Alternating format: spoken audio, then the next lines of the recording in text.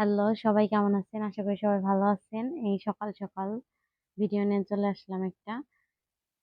সবকিছু রান্নার আয়োজন শেষ। কি, কি রান্না করব সব আয়োজন শেষ। এর মধ্যে শাশুড়ি গিয়া এই যে ১.৫ কেজি গরুর মাংস আর এই যে পায়া নিয়ে আসছে কিনা, গরুর পায়া। যাই হোক কিছু বলার নাই। আনছে যেহেতু রান্না তো করতেই হবে। তাই হাসব্যান্ডরে বললাম একটু পরিষ্কার করে দাও।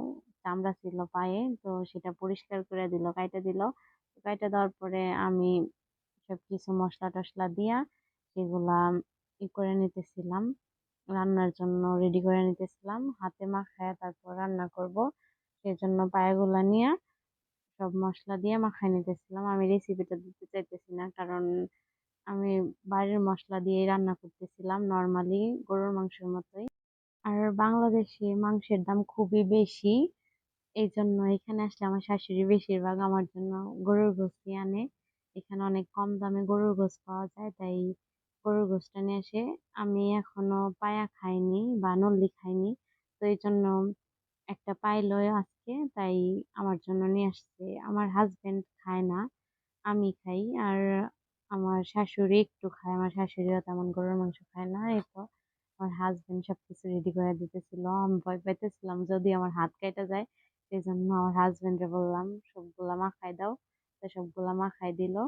এরপর একটু সামান্য কষায়া এর মধ্যে লবণ দিয়ে, লবণ দেওয়া হয়েছিল না তখন, যাই হোক লবণ দিয়া তারপর পানি ঢাইলা করে দিতেছিলাম, ঢাইকা দিছিলাম একদম, ঢাইকা বসাই দিতেছিলাম। আর পাশে বলতেছিলাম তুমি আজকে গরুর মাংসটা রান্না করো আর আমি নেহারিটা রান্না করি। নেহারি রান্না করছিলাম যদিও, যাই হোক। তো ওই পাশে আবার আমার হাজবেন্ড, দুইটা চুলা, মাটির চুলায় রান্না করি আমি এখানে। তো ওই পাশে আমার হাজবেন্ড গরুর মাংস রান্না করতেছিল আর আমি এই পাশে খালি নেহারি রান্না করতেছিলাম। যাই হোক, জানি না কেমন হবে, ফার্স্ট টাইম রান্না করতেছিলাম। আর এই যে আপনার ভাইয়া গরুর মাংস রান্না করতেছে। কেমন হইব বলতেছি তুমি তোমার দায়িত্বে রান্না করো, তো উনি ওনার দায়িত্ব এটা রান্না করতেছিল আর আমি এটা আমার দায়িত্বে রান্না করতেছিলাম। যদিও মুরগিগুলো আমারই খাওয়া লাগছে 3 দিন যাবত, কেউ একটু খায়নি, আমি খাইছি সব।